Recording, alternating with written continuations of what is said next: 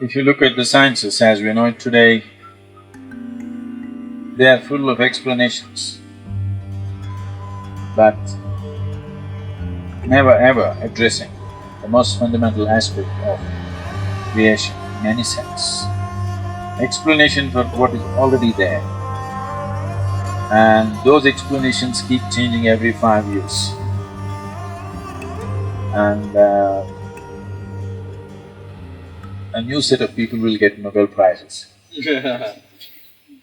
I'm not trying to make fun of science as a whole. It's a fantastic exploration, no question about that. Today, the top scientists in the world have fully realized that this is not the way. They are openly saying that it is not only that we do not know, we will never know, but knowing tidbits about creation itself will bring enormous amount of benefit to humanity, no question about that.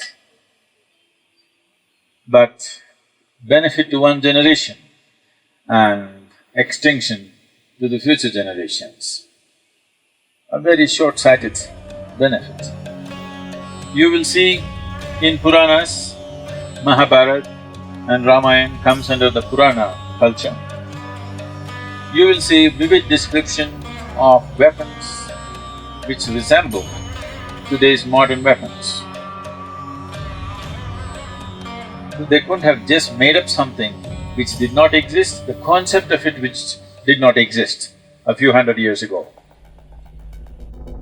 And you will be surprised, Robert Oppenheimer, who is considered as the father of modern nuclear weaponry, when the first nuclear weapon was tested in the United States, in Los Alamos, he took a passage from Krishna, from the Bhagavad Gita, and he said, when Krishna spoke about this, he said, "When 1,000 suns explode in the sky, I shall come as death and shall shake the world."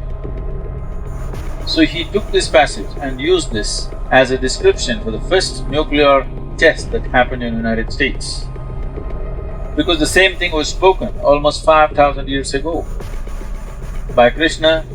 So why I'm going into this is, these aspects of physical sciences were explored and were rejected, are not the way for the humanity. If you go this way, this is a way of destruction, this is not the way to go. So they turned the whole thing into a mystical dimension where a human being can expand and explore limitlessly without causing any damage to anything around him. Without disturbing any life, you can still explore the cosmos, you could still know everything. And fundamental longing within a human being is, he wants to expand. How he does it is the only question, either by conquest or by inclusion. Which way does he do it is the only question. But a human being cannot be kept here without expansion. So, when we talk about mystical dimensions, we are talking about looking at life, exploring life in a completely different direction and dimension. This needs a certain amount of reversal of everything you have done as life.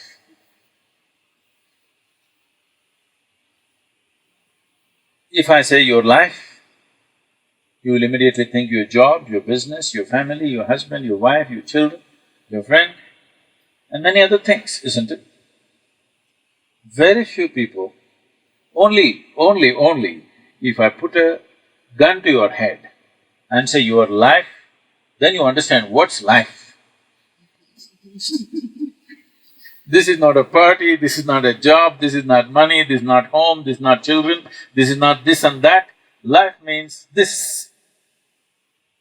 What makes life is not your local train coming on time, airplane taking off on time, your cell phone working, something else happening, your bank account clicking. No, what makes life happen is just this: the soil, the rain, the breeze, the mountain, the tree, and what beats here, what pulsates within this, every cell in this body, and above all, the intelligence behind all this.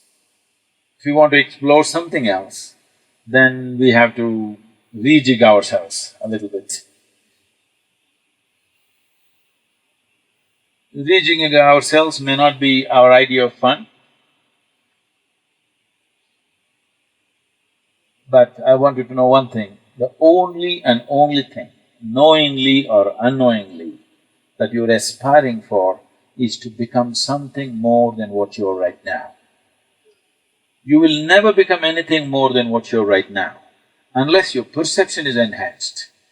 By increasing your bank balance, you will not become more. That's only in comparison with somebody. Unless everybody is little poorer than you won't feel good having $1 billion. Yes or no? Suppose everybody in the world has $10 billion and you have $1 billion, are you happy? So $1 billion is not going to do anything, it's only the social comparisons. Anything that you may have or you believe you have achieved in life will not mean anything unless there is somebody to look down upon, unfortunately. Please see this. Yes or no? Yes. The only thing that will matter is your perception is enhanced. You are experiencing more life than you were experiencing yesterday. For this, you don't need anybody's comparison. How somebody is experiencing or not experiencing is not even an issue. If you're experiencing something more than what you were experiencing yesterday, this day is a blessed day and it's a fulfilled day.